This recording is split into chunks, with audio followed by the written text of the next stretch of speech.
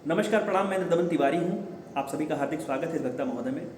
लखनऊ विश्वविद्यालय के विधि संकाय की एक महत्वपूर्ण संस्था है लीगल एड कमेटी, और एक और महत्वपूर्ण संस्था कह लें या सर्टिफिकेशन कह लें जो विश्वविद्यालय को अभी हाल में मिला है, प्रो बोनो क्लब का। तो इन दोनों पर विस्तार से चर्चा करने के लिए हमारे साथ हैं मनीष। और किसी भी विश्वविद्यालय के आप अगर हैं इस वीडियो को देख रहे हैं, या लखनऊ विश्वविद्यालय के किसी संबद्ध कॉलेज के यहाँ पे इस वीडियो को देख रहे हैं, तो आप सभी शब्द से थोड़ा सा परिचित होंगे, अवेयर होंगे। लीगल एड शब्द से, लीगल एड कमेटी से, लीगल एड कैंप से, और लीगल अवेयरनेस के कैंप से। लीगल सर्विस अथॉरिटी एक्ट आपने थोड़ा बहुत पढ़ा होगा, और प्रो बोनो का नाम तो आप लगातार सुनते रहते हैं। तो इसके विषय में हमारे साथ बात करने के लिए मनीष, सबसे पहले आप परिचय दे दीजिए अपना। आप सभी को नमस्कार। मेरा नाम मनीष तिवारी है। मूलतः मैं अयोध्या जिले का निवासी हूँ और मेरी प्रारंभिक शिक्षा जो है गांव से हुई। उसके बाद क्लास 6 में मेरा एडमिशन हो गया नवोदय विद्यालय में, तो 12वीं तक की शिक्षा वहाँ से हुई। फिर उसके बाद मैंने क्लेट की तैयारी की और फिर लखनऊ यूनिवर्सिटी में जो है BLLB 5 ईयर इंटीग्रेटेड कोर्स में एडमिशन लिया। मनीष को हम सभी लोगों की ओर से एक बार बधाई इसलिए भी क्योंकि अभी हाल ही में इन्होंने अपना लखनऊ विश्वविद्यालय का 5 साल का जो स्वर्णिम सफ़र है उसको समाप्त किया है, और अब ये आगे अपने जो एंडीवर्स हैं इनकी जो आगे की जर्नी है वहाँ पे जाएंगे। मनीष, आपको विशेष रूप से बुलाने का कारण ये है कि आपके पास एक बड़ा लंबा अनुभव रहा है इन दोनों जगहों पर काम करने का। तो सबसे पहले तो हम लोग ये जानना चाहेंगे कि आप इन दोनों संस्थाओं में किस प्रकार से जुड़े रहे और किन पदों पर रहे, क्या जिम्मेदारी रही आपके पास?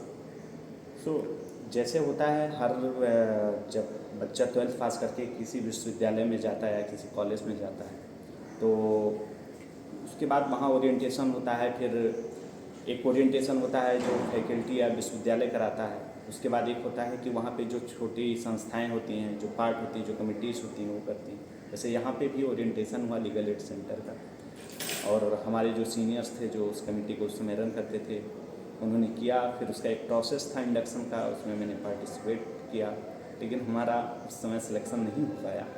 अच्छा, पहली बार में सिलेक्शन नहीं हुआ? उस समय हमारा सिलेक्शन नहीं हुआ। और फिर जाके जनवरी 2020 में एक वर्कशॉप थी लीगल एड की, तो उसमें कुछ यहीं पास में एक स्कूल है, उसमें एक वर्कशॉप थी लीगल लिटरेसी प्रोग्राम पे, LLP पे।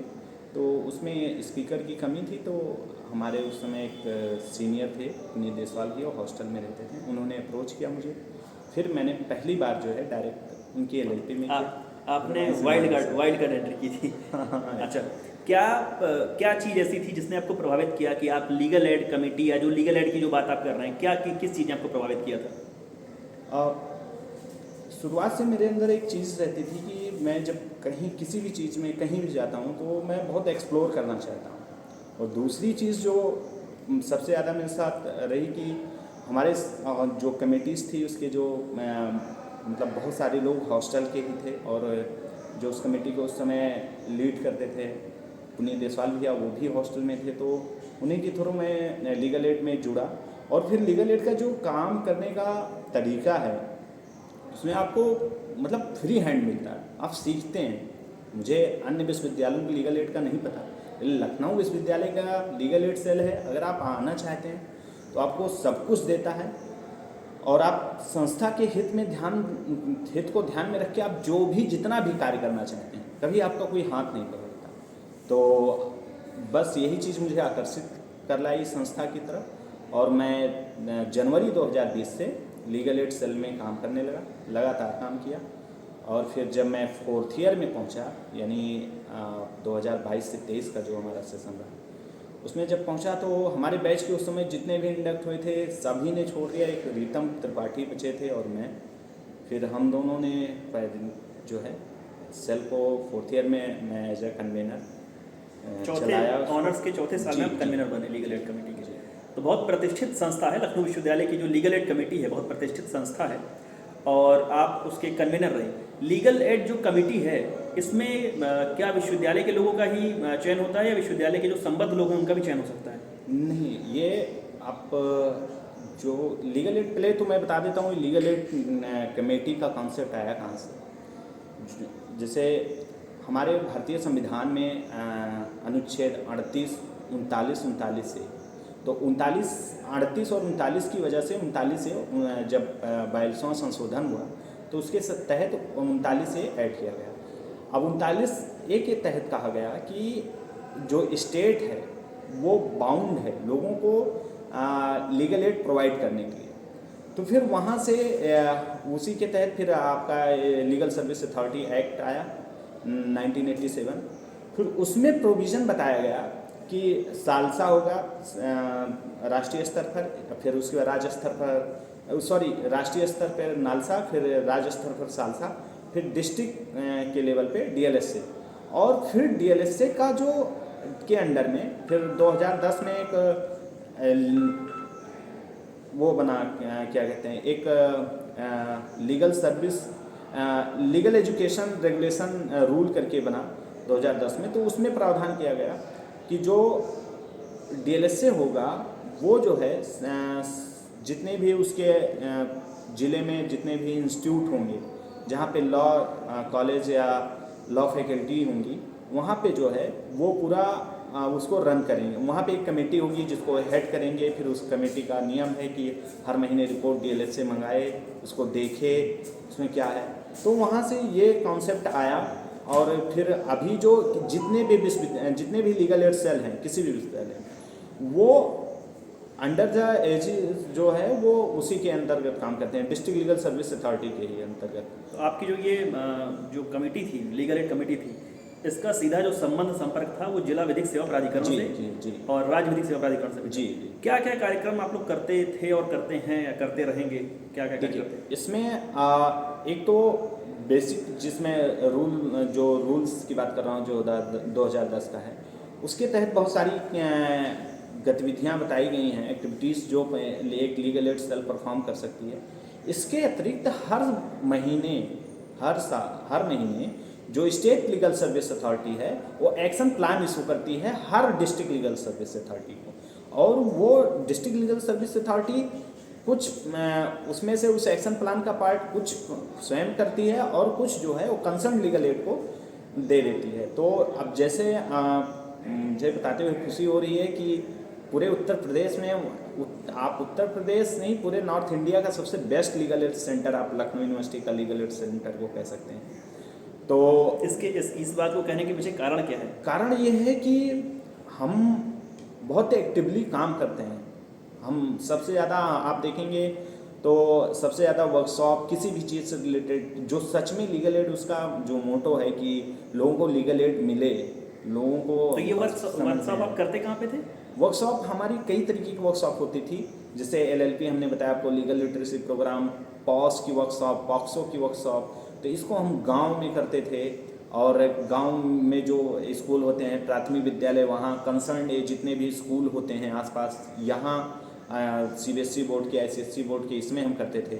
इवन हमने आईआईटी इंजीनियरिंग आपके हमारे ही पास में है, इंजीनियरिंग कॉलेज जिसको बोलते हैं, वहाँ पे हमने किया। AKTU पीछे है, वहाँ पे हम गए, लीगल लिटरेसी प्रोग्राम किए। और IAM में भी हमारा प्लान था, जो कोविड की वजह से नहीं हो पाया, फिर बाद में हमने अप्रोच किया तो चीज़ें आ गई। लेकिन हमारा है कि हम मतलब इस ज़िले में, इस डिस्ट्रिक्ट में हम कहीं भी कर सकते हैं, किसी भी संस्थान। तो अच्छा, बड़ा आसान रहता होगा आप नहीं जाकर? इतना नहीं होता है। मैं जानबूझ के पूछ रहा हूँ ताकि आपको जो दुरूहपन है, उसका जटिलता है, वो बताइए। जैसे हमें किसी संस्था में कार्यक्रम करना है तो प्रथम दृष्टया हम उस संस्था से संपर्क करते थे। उसके बाद हम चिट्ठी लिखते थे डीएलएसए सेक्रेटरी को। सपोज मान लीजिए किसी स्कूल में करना है, तो अब हम चिट्ठी लिखेंगे डीएलएसए सेक्रेटरी को, फिर डीएलएसए सेक्रेटरी वो चिट्ठी लिखेंगे DIOS को, DIOS वो चिट्ठी लिखेंगे कंसर्न्ड स्कूल को, फिर कंसर्न्ड स्कूल, अब DIOS जब चिट्ठी बनाएंगे तो एक प्रतिलिपि हमें भेजेंगे, एक भेजेंगे कंसर्न्ड स्कूल को, फिर कंसर्न्ड स्कूल से हम समन्वय स्थापित करके नियत दिन तारीख में जो है वर्कशॉप को। मनीष का साक्षात्कार लेने की जो आवश्यकता कही है, या इनसे ही क्यों ये बात पूछी जा रही है, क्योंकि यही चीज़, जैसे आप मान लीजिए किसी भी संबद्ध महाविद्यालय के हैं या आप विश्वविद्यालय परिसर के हैं और आप इंटर के बाद ऑनर्स में अभी एडमिशन लेने वाले हैं, तो आप भी ये चीज़ जानिए कि जो विश्वविद्यालय की जो लीगल एड कमेटी है, इस विधि संकाय की लीगल एड कमेटी है, बहुत ही प्रोमिनेंट है, बहुत ही उसकी प्रेस्टीज है, प्रतिष्ठित कह लीजिए। और जैसा इन्होंने कहा, मैं खैर एक साक्षात्कार में किसी की तरफ से नहीं बोलना चाहिए, लेकिन मैं कहूँगा कि वास्तव में विधि संकाय का जो लीगल एड सेंटर है वो वन ऑफ द बेस्ट है। इन्होंने देश में बोला, लेकिन मैं स्टेट का तो बिल्कुल जिम्मेदारी लेता हूँ, और देश नॉर्थ इंडिया का बोला आपने, नॉर्थ इंडिया का भी बिल्कुल है। लीगल एड सेंटर बनने के बाद लीगल एड सेंटर के जो कॉन्स्टिट्यूशन है उसमें उसकी क्या व्यवस्था है कि कैसे फंक्शन कैसे करते हैं? जब मैं 2019 में आया उस समय हमारे जो इसको लीड करती थी अमृता यादव जी अभी प्रैक्टिस करती हैं हाई कोर्ट में, वो इसकी कन्वेनर थी, पहली महिला कन्वेनर थी हमारे सेल की। और साथ में parallelly as senior member of legal aid centre काम करते थे पुनीत देसवाल। तो उन लोगों ने मिलके हमारे लीगल एड सेल का अपना खुद का एक कॉन्स्टिट्यूशन ड्राफ्ट किया, जो हमारे उस समय डीन थे डॉक्टर सीपी सिंह साहब, उन्होंने अप्रूव किया। और उस समय के चेयरपर्सन डॉक्टर अनुराग श्रीवास्तव सर ने भी उसको अप्रूव किया। फिर वो इम्प्लीमेंट हुआ। तो उसमें हम लोग पूरा बाकायदा ध्यान रखते हैं।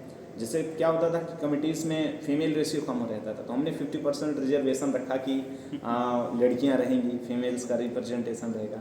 और फिर उसमें एक चीज़ और ऐड हुई कि एक प्रोसेस होगा प्रॉपर, आप का पहले तो वो ओरिएंटेशन होगा, फिर इंडक्शन प्रोसेस होगा, उसमें आपसे क्या कहते हैं एक रिटन टेस्ट छोटा सा करेंगे, फिर इंटरव्यू पैनल बनेगा। इंटरव्यू पैनल में आपके हमारे जो चेयरपर्सन होते हैं वो लीगल एड सेंटर के वो बैठते हैं, स्टूडेंट कन्वेनर बैठता है, और एक दूसरी फैकल्टी जो हमारे लीगल एड सेल की पार्ट नहीं होती हैं लेकिन वो फैकल्टी मेंबर इसी लॉ फैकल्टी के होंगे, वो बैठेंगे। तो 3 लोग मिलके फिर वो मार्किंग करते हैं, इंटरव्यू होता है, मतलब एक लंबा प्रोसेस होता है। और उसके बाद जा करके फाइनली हम इंडक्शन उसमें लीगल एड सेल में होता है। एक बच्चा जो मतलब बच्चा या बच्ची कोई भी जो LLB ऑनर्स कोर्स में इस बार एडमिशन लेने वाला है या ले रहा है, उसको क्या 3 कारण आप बताइएगा कि वो क्यों लीगल एड सेंटर की तरफ, ये जो आपने प्रक्रिया बताई, लंबी प्रक्रिया बताई, इस प्रक्रिया की तरफ वो क्यों आकर्षित हो? 3 कारण क्या हैं जो लीगल एड की तरफ आना चाहिए? पहली बात तो आप जब एडमिशन ले रहे हैं तो आप 2 बातें पहले से आपके दिमाग में बन चुकी होंगी, आपका माइंड मेकअप हो चुका होगा कि आप एक प्रोफेशनल कोर्स में जा रहे हैं, और जिस समुद्र कह लूँ मैं, जिस समुद्र में आप पैर रखने वाले हैं वो मतलब वीरों से भरा पड़ा हुआ है, एक से एक वीर है। तो अगर आप पहले दिन से सतर्क नहीं होंगे और सीखेंगे नहीं चीज़ें, तो कहीं ना कहीं जैसे समय बीतता जाएगा आपके लिए वो आने वाला समय और कठिन होता जाएगा। तो सबसे पहले चीज़ कि क्या होता है कि जब आप इंस्टीट्यूट में आते हैं तो आपको बहुत कुछ इंस्टीट्यूट के बारे में नहीं पता होता। तो यहाँ पे कई सारी कमेटीज़ हैं, मैं किसी कमेटी को ये नहीं कह रहा हूँ वो कम सही है या नहीं सही है, तो बहुत सारी कमेटीज़ हैं, सबके अपने प्रो और कॉन्स हैं। तो जो लीगल एड के साथ है वो ये है कि पहली चीज़ हमने पहले ही मेंशन किया कि वो आपको एक्सप्लोर करने का चांस देगी। सबसे ज़्यादा आपको रियल जो होता है रियल एक्सपीरियंस पता चला। आप डिग्री लेने के बाद क्लाइंट से बात कर रहे हैं, और अगर आप लीगल एड के मेंबर हैं तो आप सेकेंड ईयर से ही किसी का कोई केस आ गया तो आप देख रहे हैं, या आपका सीनियर है 4th ईयर 5th ईयर का कोई केस आया, आपके जो टीचर हैं कोऑर्डिनेटर हैं वो उसकी काउंसलिंग कर रहे हैं, उसको टैकल कर रहे हैं। तो उस दौरान आप बैठ के उसको जब ऑब्जर्व कर रहे हैं तो आप नई चीज़ें समझ रहे हैं, आप समझ रहे हैं प्रैक्टिकल चीज़ें कैसे होती हैं। दूसरी आपको सबसे ज़्यादा एक चीज़ जो प्लस पॉइंट मिलती है, आपको ड्राफ्टिंग स्किल बहुत अच्छी है। हमारे लीगल एड में हम लोग इस लीगल एड के साथ साथ एक छोटा सा काम करते हैं, ब्लड डोनेशन का काम लीगल एड सेल हर साल करता है। अभी उसके लिए KGMC की तरफ से माननीय राज्यपाल महोदय के द्वारा लीगल एड प्रोग्राम को सम्मानित भी किया गया। मनीष वो सर्टिफिकेट लेने गए थे राज्यपाल महोदय से, हाँ। हमारी कुलाधिपति श्रीमती आनंदीबेन पटेल जी से जी। और वाइस चांसलर साहब से लेकर के विश्वविद्यालय के तमाम सारे प्रतिष्ठित लोगों ने मनीष को और इनके कार्यक्रमों को सराहा भी है, और उसके लिए अभी हाल में इनको अवार्ड भी मिला है। तो उसमें अब आप समझिए, एक ब्लड डोनेशन कराने के लिए पहले हम KGMC से कांटेक्ट करते हैं, प्लस एक NGO से करते हैं जो इनका एक्सपेंस देख ले। फिर वो चिट्ठी हम लिखते हैं कुल सचिव रजिस्ट्रार को, रजिस्ट्रार लिखते हैं DSW को, DSW से प्रॉक्टर के यहाँ जाती है, फिर वहाँ से इस कैंपस में आती है, प्रॉक्टर को आती है, डायरेक्टर को आती है। मतलब आप समझिए एक छोटे से कार्यक्रम के लिए हम कम से कम 6 से 7 चिट्ठियाँ लिखते हैं। तो जब आप लीगल एड सेल में होते हैं तो आपकी राइटिंग स्किल जो एक बीइंग ए लॉ स्टूडेंट के लिए बहुत ही इम्पोर्टेंट है, बहुत ही इम्पोर्टेंट है, वो आपकी इम्प्रूव हो जाती है। छोटा सा कार्यक्रम होता है हमारा, हम हर कार्यक्रम की अपनी प्रेस रिलीज बनाते हैं, रिपोर्ट बनाते हैं। तो लीगल एड सेल में आने के बाद आपकी ड्राफ्टिंग, राइटिंग और जो रियल टाइम एक्सपीरियंस है, ये चीज़ें बहुत ही अच्छे तरीके से इम्प्रूव होगी, ये गारंटी है। आप तो हमें लगता है इसके लिए अगर आप लॉ स्टूडेंट हैं, स्पेशली अगर आपको इंजॉय करना है, 5 साल एक्सप्लोर करना है, तो आप जरूर आइए लीगल एड से। मनीष, एक यहीं पर मैं एक सवाल पूछूंगा कि आपने कहा कि लिखना पढ़ना सिखाते हैं और एक्सप्लोर करना सिखाते हैं, नए लोगों से मिलना सिखाते हैं। जैसे अमूमन एक फर्स्ट ईयर का बच्चा है, वो नहीं जानता है कि रजिस्ट्रार कौन है या उसके यहाँ चिट्ठी कैसे जानी है, किस माध्यम से जानी है। अगर आप इस जगह पर ना ये अगर ना सीखते तो क्या कुछ कमी पाते अपने अंदर? आपको लगता है कि आपको बेहतर बनाने में और बेहतर बनाने में लीगल एड सेंटर का जो कार्यक्रम है उसने योगदान दिया? ये जैसे होता है कि आज मेरा आखिरी दिन भी है और नहीं, आखिरी दिन नहीं है। मेरी डिग्री हो चुकी है ऑलरेडी, तो मैं आज जाने वाला हूँ। तो जैसे होता है कि आपने दुखती नस पे हाथ रख दिया हो। तो जब मेरा ये टर्म ख़त्म हो रहा था तो वहाँ सारे सर लोग थे, और तो मैंने एक लाइन कही कि मैं कहीं रहूं और कोई लखनऊ विश्वविद्यालय कहे तो हो सकता है मैं ना रहूं, कोई कहीं लॉ फैकल्टी कहे लखनऊ विश्वविद्यालय, या मैं हॉस्टल में 5 साल रहा हॉस्टल का नाम ले, तो मैं रुकूंगा और उससे मतलब बाकायदा बातचीत करूंगा। लेकिन अगर उसने कहीं legal aid centre law faculty और यूनिवर्सिटी ऑफ लखनऊ कह दिया, मैं रुकूंगा, बात करूंगा, हाल चाल लूँगा, क्या कैसे चल रहा है, क्या हो रहा है, मतलब मैं पूरा उसका डिटेल लूँ। जितना मैं 5 साल मेरा कहीं बीता है, लगाओ बहुत, मतलब वो लीगल एड सेंटर का रूम, उसका वो हरे कलर का पर्दा, दरवाज़ा, सारी चीज़ें, डॉक्यूमेंट, वो अलमारियाँ, वो टेबल, वो कुर्सियाँ, तो आप समझिए जब आप किसी संस्था के साथ जुड़ते हैं निस्वार्थ भाव से, और कोई भी संस्था हो, तो संस्था का हमेशा उद्देश्य होता है कि छात्रों को का निखार, एकदम उसमें व्यक्तित्व में निखार आ जाए। आप सोचिए, ऐसे सोचिए कि गवर्नमेंट की क्या स्ट्रेटजी रही होगी, या कि डिस्ट्रिक्ट लीगल सर्विस स्टडी करो, फिर हर लॉ फैकल्टी, हर इंस्टीट्यूट में बच्चों को इंगेज करो, इससे जोड़ो, कि वो जानते हैं कि जो बच्चा है उस समय अभी उसके अंदर यंग एज है, जुझारूपन है, नई चीज़ों सीखने के लिए लालायित है, और वहाँ पे जब वो रहेगा तो उसके साथ बहुत सारी चीज़ें ऐड होंगी, और वो बहुत ही बखूबी, ईमानदारी से, जिम्मेदारी के साथ अपनी ड्यूटी का निर्वहन करेगा। तो लीगल एड ने बहुत कुछ सिखाया। ऑब्वियसली मैं अगर यहाँ नहीं होता तो मतलब मुझे लगता है मेरे पास सिर्फ एक डिग्री होती जो सबके पास होती है, लेकिन जो मैंने एडिशनल चीज़ें सीखा है, एक जो सबसे बड़ी चीज़ मैं कहना छोड़ दिया बीच में से, पब्लिक डीलिंग आप सीखते हैं, बहुत बड़ी चीज़ है। अच्छा, यहीं पर एक लड़के के मन में सवाल आएगा कि भैया हम तो जा रहे हैं पढ़ने, हम पढ़ेंगे और वकालत करेंगे या जज बन जाएंगे, हम पब्लिक डीलिंग क्यों करें? इसका उत्तर जो है इसी सवाल में ही छुपा है कि आप जैसे डॉक्टर है, डॉक्टर भी पब्लिक डीलिंग करता है, वकील भी पब्लिक डीलिंग करता है, कोई शॉपकीपर है, कोई बिजनेसमैन है, वो भी पब्लिक डीलिंग करता है, टीचर है वो भी पब्लिक डीलिंग करता है, बच्चे आ रहे हैं, स्टूडेंट हैं, वो उनको डील कर रहा है, डॉक्टर आए, पेशेंट आ रहा है, उनको डील कर रहा है। आप जज बन रहे हैं, आप वकील बन रहे हैं, तो आप भी पब्लिक ही डील कर रहे हैं, पब्लिक डीलिंग ही है उसको कहेंगे।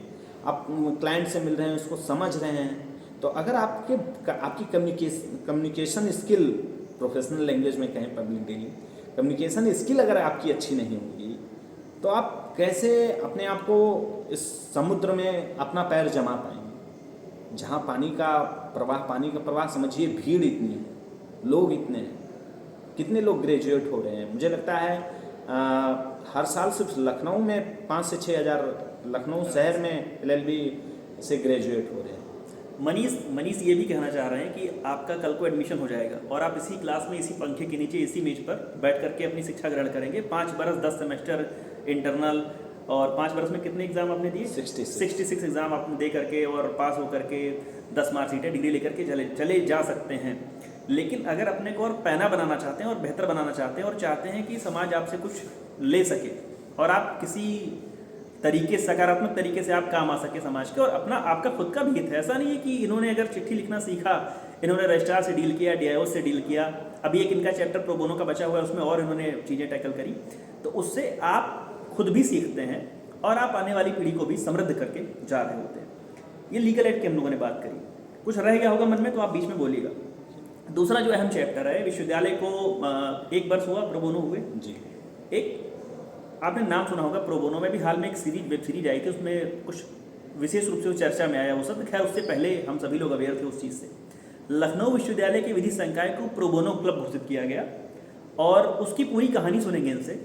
और वो ऐसी चीज़ है, प्रो बोनो क्लब एक ऐसी चीज़ है कि जिसकी वजह से हमारे विश्वविद्यालय के विधि संकाय को राष्ट्रीय अंतर्राष्ट्रीय पटल पर एक जगह मिली, वैश्विक रूप से जगह मिली, और उसमें भी बड़ी सराहना हुई विश्वविद्यालय के विधि संकाय की। क्या है प्रो बोनो क्लब, क्यों जरूरी है ये, और कैसे इसकी जर्नी रही, कैसे ये हम लोग को हासिल कैसे हुआ इस विधि संकाय को?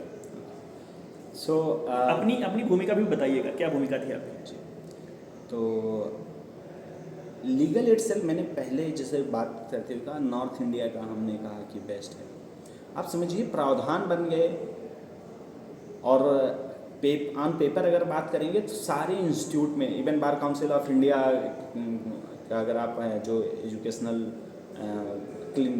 करके रूल है उसका एक, तो उसमें भी आप देखेंगे तो क्लिनिकल एजुकेशन या फिर लीगल एड सेल, इन सब का प्रोविज़न जो है। तो अब इन सब चीज़ों की बातें तो हैं, लेकिन ये सब ऑन पेपर ही है। तो गवर्नमेंट का जैसे अभी आप देख रहे होंगे कि अमृत काल या करके है, आज़ादी का अमृत महोत्सव, फिर अमृत काल, या फिर भारत सरकार का टारगेट कि 2047 तक हम भारत को विकसित बना लें। तो इन्हीं सब चीज़ों के तहत गवर्नमेंट ने एक पायलट प्रोजेक्ट शुरू किया 2017-18 के आसपास। उसमें उन्हें शुरुआत में उसने लगभग देश के 10 NLUs को प्रो बोनो डिक्लेयर किया, और केवल NLUs? हाँ, शुरू में। और उसमें जो है फिर उसने सिर्फ 1 लाख का ग्रांट देती है सरकार, और फिर कहते हैं उसमें प्रेस्क्राइब्ड फॉर्मेट होता है जिस पे आपको काम करना होता है। फिर सेकेंड टायर में उसने अपने चीज़ों को बढ़ाया, और उसमें फिर 10 से लेकर के 40 तक 40 इंस्टीट्यूट को उसने इंक्लूड किया। और जब 40 को इंक्लूड किया तो उसमें था कि आप जो कंसर्न इंस्टीट्यूट हैं उनको उसने इंस्टीट्यूट सेकेंड फेज में भी डायरेक्ट सेलेक्ट किए उसने, और उनको वो ईमेल भेजते हैं। ईमेल पे उनको पूरा प्रेस्क्राइब फॉर्मेट होता है, सब कुछ होता है, उसको फिल करके भेजते हैं कि उसको बोलते हैं एक्शन प्लान।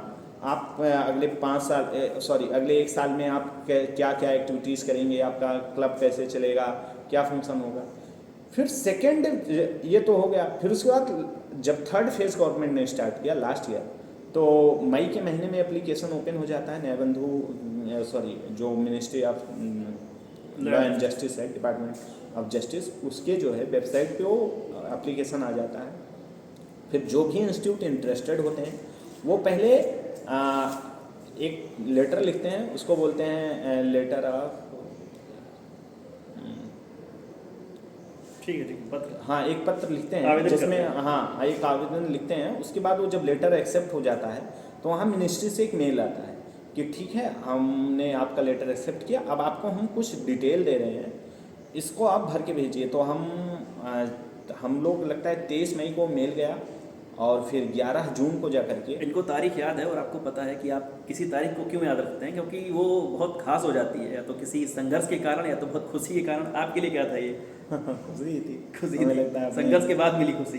हाँ, संस्था अपनी, जब आप संस्था से अटैच होते हैं और आप चाहते हैं संस्था का भला हो तो आप खुशी होते हैं। तो 23 मई 2023 को मेल गया। फिर 11 जून 2023 को उसका रिप्लाई वहाँ से आया कि ठीक है, आपका जो लेटर है वो एक्सेप्ट हो चुका है। लेटर ऑफ इंटेंट, हाँ, वो लेटर ऑफ इंटेंट बोलते हैं उसको, वो एक्सेप्ट हो चुका है। अब आप इसको जो है फॉर्मेट को पूरा फिल कीजिए। जून 2023, 11 जून 2023 को। फिर 11 जून 2023 को मेल आता है, और मैं शायद 11 जून 2023 जो भी दिन रहता है 11 या 12 जून, उसके बाद वो मंगलवार रहता है। मंगलवार मैं जस्ट नहा धो पूजा पाठ करके उठा था। फिर मैं मतलब हमारे जो चेयरपर्सन हैं डॉक्टर आलोक कुमार यादव सर, उनको फ़ोन किया। हमने कहा सर ईमेल आ गया। फिर मैं आया, फैकल्टी मिला, फॉर्मेट वगैरह देखिए, हम लोग पूरा प्रिंट लिए, और उसके बाद जो है हमारी टीम थी, काव्यांजलि एक बच्ची है, और यशवर्धन, रीतम और हर्षानंद। फिर हम लोगों ने बैठ के पूरा ड्राफ्ट बनाया 4 दिन के अंदर, और 15 जून तक भेजना था उसको। फिर बैठ के हमने पूरा प्लान ड्राफ्ट किया 62 पेज का, और फिर उसी बीच में हमने अपनी क्लब का इंडक्शन भी किया। तो उसमें रूल में लिखा हुआ था कि 5 ईयर प्रोग्राम से 2nd year, 3rd year, 4th year, 5th year के बच्चे आएंगे और 3 ईयर प्रोग्राम से 2nd ईयर, 3rd ईयर के बच्चे आएंगे। तो जो क्लब के मेंबर होते हैं उनको मेंबर ना कहकर एसोसिएट कहते हैं, pro bono associate, PBA short form में। तो हमने पूरा इंडक्शन किया, 40-42 लोग टीम बनाई, पूरा ड्राफ्ट किया, ड्राफ्ट पूरा फिर से भेजा गया। फिर वो जाके जुलाई फर्स्ट वीक में हमारा एक्सेप्ट हो गया प्रपोजल, और फिर उसमें बात कही है कि इनाग्रेशन होगा। इनाग्रेशन में इस समय जो प्रोग्राम डायरेक्टर हैं एक्सेस टू जस्टिस की, स्नेहा शर्मा है भारत सरकार की तरफ से, तो उसका उद्घाटन हुआ ये 18-19 सितंबर के आसपास। क्योंकि हमारे विश्वविद्यालय में सेमेस्टर एग्जाम वगैरह थे तो छुट्टियां हो गई, तो फिर जब फिर से विश्वविद्यालय ओपन हुआ तो 19 सितंबर के आसपास हमारा उद्घाटन हुआ। और उसमें वर्चुअली मैम कनेक्ट हुई, हमारे डीन सर थे और फैकल्टी मेंबर थे। हमारे फैकल्टी इंचार्ज जो प्रो बोनो क्लब के थे वो डॉक्टर आलोक कुमार यादव सर, बहुत ही काइंड, बहुत ही हेल्पफुल और बहुत ही अच्छे, उनका नेचर स्वभाव बहुत ही अच्छा है। तो वो हमेशा हम लोगों को सपोर्ट करते रहे, मतलब अनकंडीशनल सपोर्ट, जब हम चाहें, जहाँ जैसे जो हमारी टीम चाहिए सपोर्ट किया। फिर उसके बाद उद्घाटन हुआ और फिर जो हमने लेटर ऑफ इंटेंट के बाद पूरा प्रोफार्मा अपना भेजा था एक्शन प्लान, उस एक्शन प्लान के तहत पूरे सत्र हम काम करते रहे। उसमें कुछ चीज़ें मैं हाईलाइट करना चाहूँगा कि एक मैंने ब्लड डोनेशन कैंप कराया बहुत बड़ा, लगभग 62 यूनिट। ब्लड बैंक वालों ने मना कर दिया कि अब नहीं लेंगे, हमारे पास और यूनिट थी। और दूसरा फिर उस काम हमारा एक हुआ कि हमने एक न्याय बंधु पैनल, एलुमनाई न्याय बंधु पैनल बनाया। तो हमारी जो पास आउट सीनियर हैं, जो प्रैक्टिस कर रहे हैं concern high court, district court में सीनियर एडवोकेट हैं, उनको हमने जोड़ा उस पैनल। हाँ, उस पैनल में लगभग 60 लोगों को। और उस पैनल से क्या हो रहा है कि हम लोग जो एसोसिएट्स हैं उनको तो एक एक्सपोजर मिला ही, वो कनेक्ट हुए, उनके पास इंटर्नशिप करने या सीखने। दूसरा क्या रहा, हमारे पास जो केसेस आती हैं हम डायरेक्ट उनको रेफ़र करते हैं। तो जो मोटो है pro bono for public good, तो वो भी फ्री ऑफ कॉस्ट हो रहा है।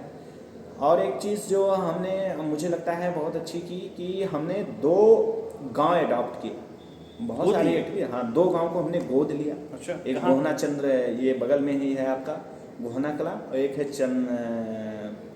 चंदा कोडर करके, इसी बीकेटी तहसील में ही। उन 2 गाँव को गोद लिया। जनपद लखनऊ के बक्सी का तालाब तहसील में चंदा कोडर एक ग्राम सभा है और एक ग्राम सभा है निगोहा कला, गोहना कला, गोहना कला को और चंदा कोडर को प्रो बोनो क्लब ने गोद लिया एकेडमिक सेशन 2023-24। तो उसमें हमने क्या किया, प्रॉपर हम डोर टू डोर पहले कैंपेन चलाए, विजिट किए किसके घर में क्या समस्याएं हैं, और फिर उसके बाद जो है हमने वहाँ कैंप लगाया। और जब कैंप लगाया तो उस बार हमारे कैंप में देखिए, एक तो पहले लीगल एड में कैंप लगा, वहाँ तो पूरा मैं अधिकारियों का अमला लेके जाता था। लेकिन इस बार हमारा प्रयास रहा कि अधिकारियों का अमला ना जा करके कुछ सेलेक्टेड अधिकारी जाएं, जो वहाँ तत्काल प्रभाव से गांव के लोगों की जो समस्याएं हैं उसको हम सॉल्व करने की कोशिश। क्या ज़्यादा समस्याएं कौन सी रहती थी? मैं उस पर आ रहा हूँ, एक चीज़ मैं ऐड करूँ तो हमारे साथ हमारे पैनल से 2 सीनियर एडवोकेट होते थे हर विजिट में, और तहसीलदार, नायब तहसीलदार या तहसीलदार कोई एक होता था, और लेखपाल होता था, कंसर्न ग्राम प्रधान होते थे, एक कोई डॉक्टर होते थे CSC के, और बाल पुष्टाधिकार महिला विकास की तरफ से एक अधिकारी होते थे। तो इन लोगों के ऐसे होता था।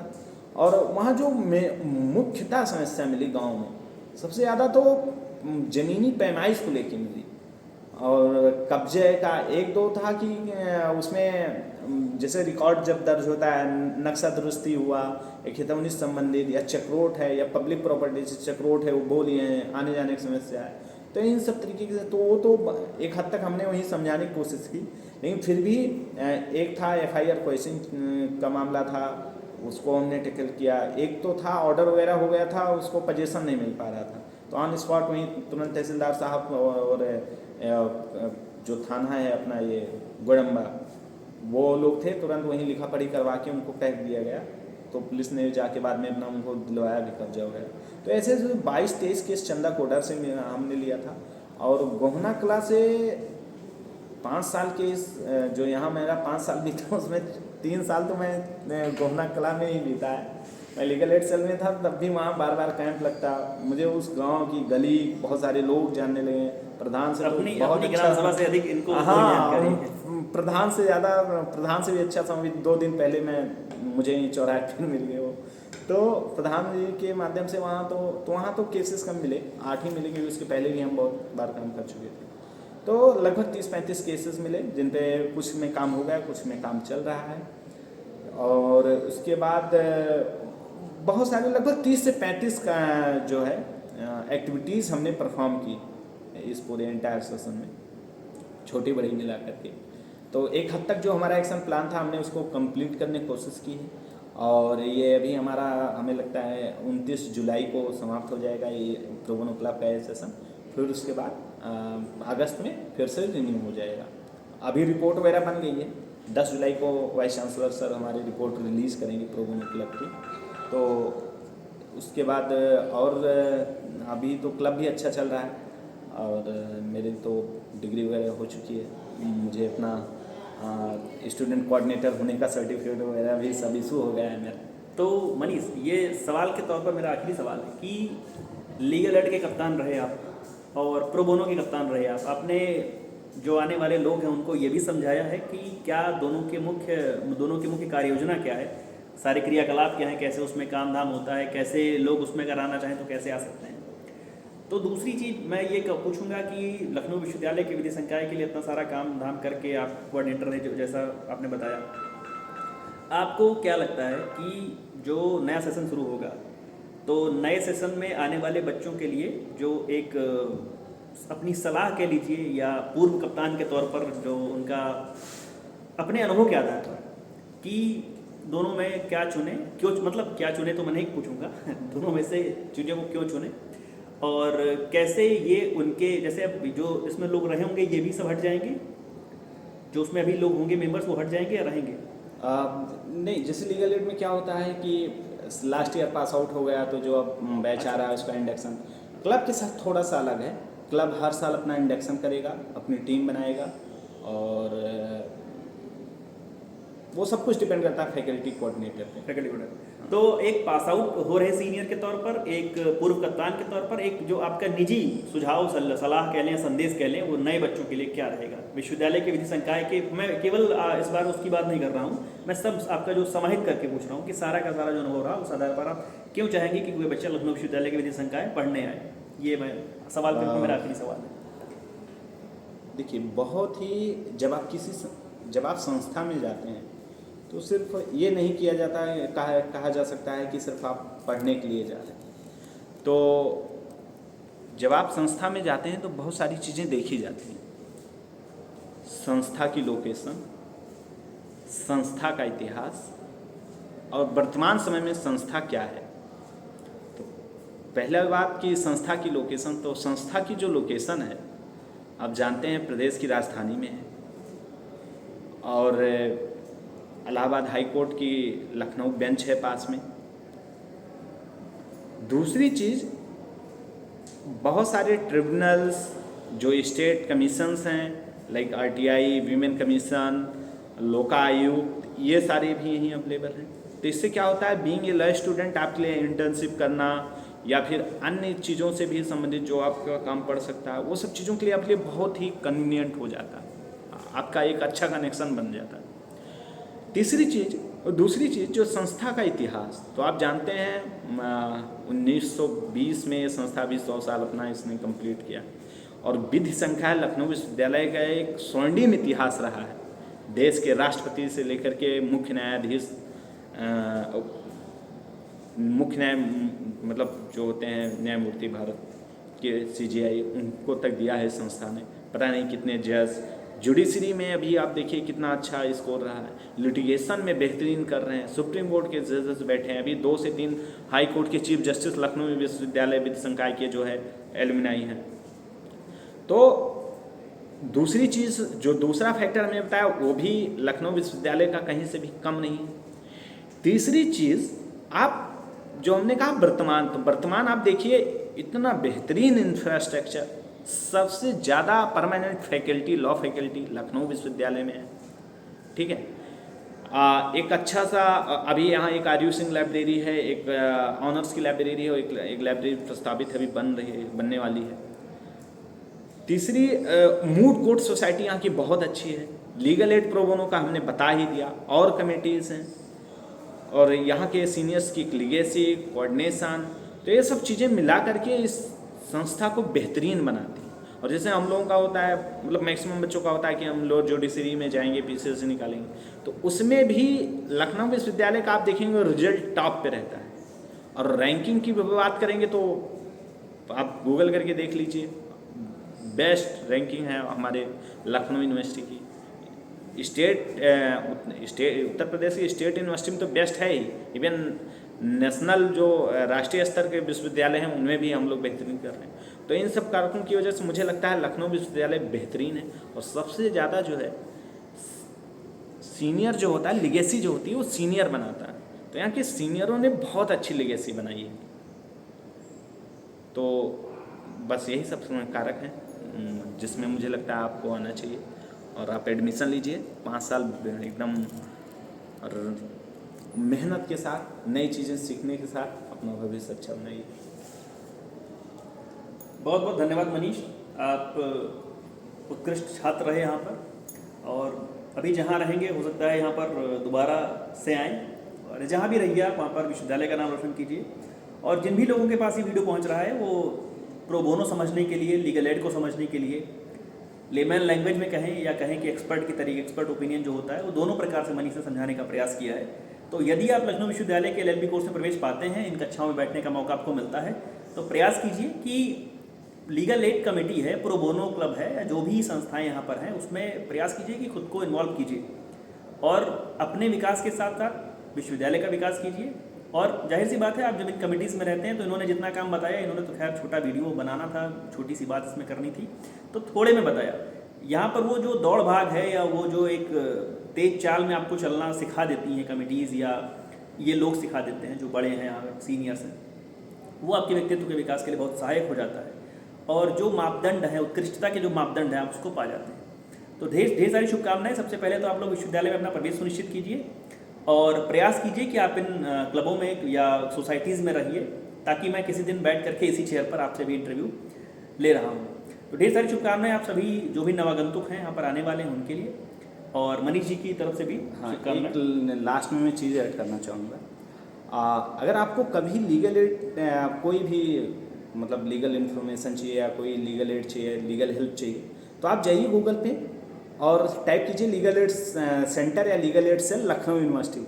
सबसे पहला लिंक आएगा, वहाँ आप मतलब एक फ़ोन का ये बात आप केवल छात्रों के लिए कह रहे हैं? नहीं, ये सब के लिए मैं कह रहा हूँ। इस बात पर जोर दीजिए। हाँ, तो आप उस पर तुरंत कॉल कीजिए, आपको तुरंत कॉल लगेगा। 24 घंटे उस नंबर की अवेलेबिलिटी है। और हमारी सेल आपको पहले तो खुद काउंसलिंग करेंगी, जो हमारी सेल रहेगी। अगर नहीं होगा तो हमारे पैनल से कनेक्ट करेगी, जो एडवोकेट का पैनल है, और फ्री ऑफ कॉस्ट आपको लीगल एड जो कंसल्टेंसी है वो मिलेगी। और अगर आप उससे भी आपका काम नहीं बनता तो आपको हम district legal service authority Lucknow से कनेक्ट करेंगे, या फिर high court legal service committee से भी कनेक्ट करेंगे, और फिर वहाँ से आपको डायरेक्ट सरकारी वकील मिलेगा और आपका काम होगा फ्री ऑफ कॉस्ट। आपका एक पैसा नहीं लगने वाला, जस्ट एक फ़ोन कॉल की दूरी है। तो आप जब भी आवश्यकता लगे तो आप फ़ोन कीजिए। 2 बातें इन्होंने जो कही, जिस पर मैं फिर से जोर दे दूँ कि ये सूचना किसी भी नागरिक के लिए है, और कहीं से भी किसी भी नागरिक के लिए है।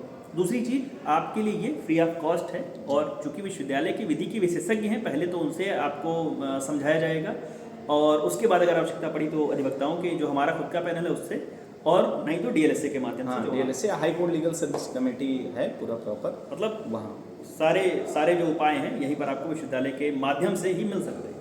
तो ढेर सारी शुभकामनाएं आप सभी को। विश्वविद्यालय में अपना प्रवेश सुनिश्चित कीजिए और प्रयास कीजिए कि इन कमिटीज़ के साथ रह करके अपना विकास कीजिए, विश्वविद्यालय का विकास करिए, संकाय का विकास करिए। धन्यवाद। हमारी और मनीष दोनों लोग की ओर से धन्यवाद, और आप सभी का हार्दिक स्वागत है। प्रणाम।